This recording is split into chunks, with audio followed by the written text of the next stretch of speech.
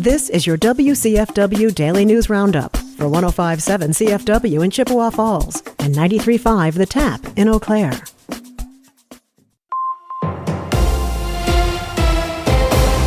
105.7 CFW News, I'm James Kelly.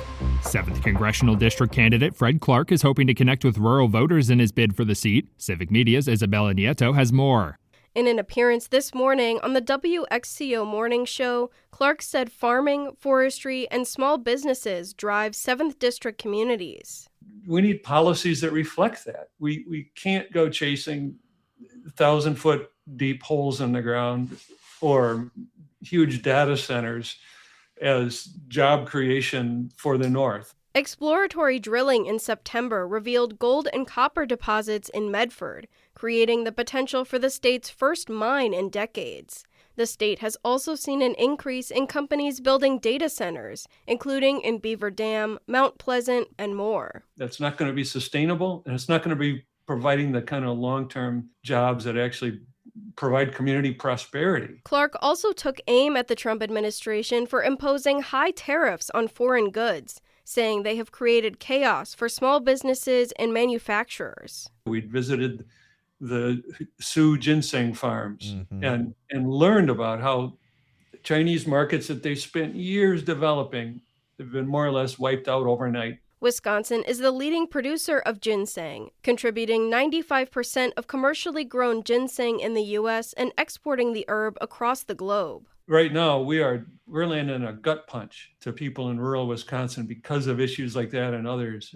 Clark has lived and worked in Wisconsin for 35 years, working as a forester and a land manager. Relatability is important. Having a lived experience that people can relate to is really important. Clark joins the Democratic field in the race for the 7th District seat, facing Ginger Murray and Chris Armstrong in the primary next August. I'm Isabella Nieto for WXCO News. Wisconsin Eye officially went offline this week after failing to raise enough money to continue its operations. The nonprofit has operated for years, broadcasting things like legislative hearings for free to keep Wisconsin residents as informed as possible. Organization officials announced last month that the service would shut down on December 15th unless it was able to raise nearly $900,000 in donations to cover its operational budget, a goal which they announced on Monday they have been unable to accomplish. Officials cited causes like extreme competition, donor fatigue, and a collapse in private funding as the reasons the nonprofit could not continue to provide their usual services.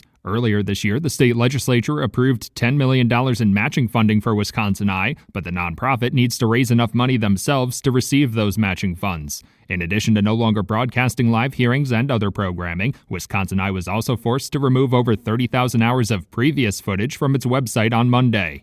As a number of states add new restrictions to what residents can purchase with their SNAP benefits, eligible purchases through Wisconsin's food share program will remain the same next year. 18 other states will begin limiting the use of SNAP funding to purchase things like soda or candy in 2026. The U.S. Department of Agriculture is encouraging states to adopt the additional restrictions, arguing that the taxpayer dollars that fund the SNAP program should only be going towards nutritional food options for recipients. Over 350,000 Wisconsinites currently receive food share benefits, with the average household receiving around $300 a month. As of now, food share benefits cannot be used for things like alcohol and tobacco, medicine, pet foods, or hot food served in stores. Critics of the new restrictions argue they could do more harm than good, failing to consider the available options for residents living in a food desert and insinuating that low-income residents who rely on SNAP benefits don't understand how to make healthy choices at the grocery store.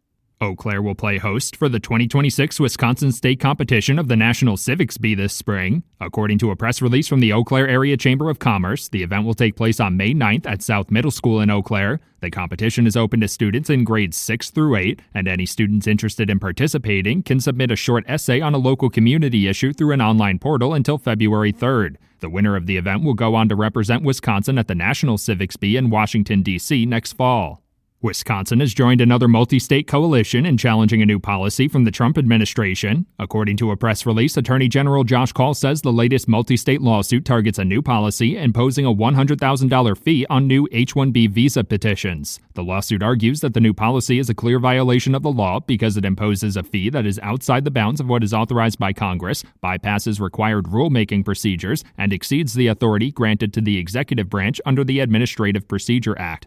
A Chippewa Falls woman is facing dozens of animal mistreatment charges after 14 dogs were allegedly discovered living in inhumane conditions at her residence. According to law enforcement authorities, Hannah Swanson was arrested after they received an anonymous tip of alleged animal neglect and mistreatment. After executing a search warrant at the property, 14 dogs were allegedly found in crates that were too small and without accessible food or water. The dogs were removed and evaluated by a local vet clinic and the Eau Claire and Chippewa County Humane Associations. The Wisconsin Supreme Court has ruled that the Catholic Charities Bureau must be declared eligible for tax exemptions under the state's unemployment insurance program. Monday's decision comes months after the U.S. Supreme Court ruled that the state Supreme Court had violated the organization's First Amendment right to religious protection when it previously denied the exemption. The state Supreme Court had ruled that the Catholic Charities Bureau and its affiliates are incorporated separately from the diocese, making it ineligible for the exemption. For 105.7 CFW News, I'm James Kelly.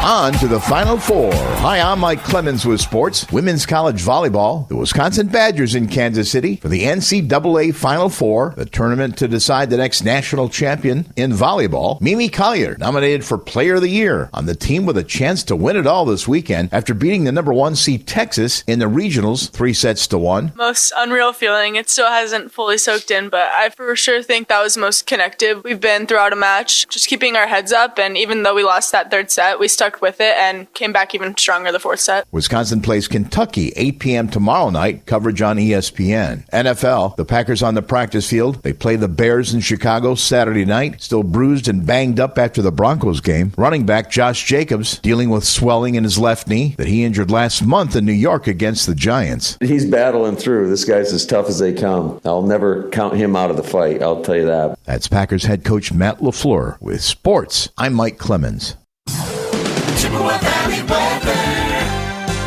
Partly to mostly cloudy today with a high right around 35 this afternoon. Some rain this evening and overnight, steady temperatures in the 30s. We may see a little snow mix in at times. And then tomorrow, some rain and snow, then snow with falling temperatures through much of the day. I'm meteorologist Sean Cable. Temperature now 24. That's your WCFW and the TAP Daily News Roundup from Civic Media. Subscribe to this podcast on Spotify, Apple, or wherever you find your podcasts. Find more news at WCFW.FM or thetap.fm.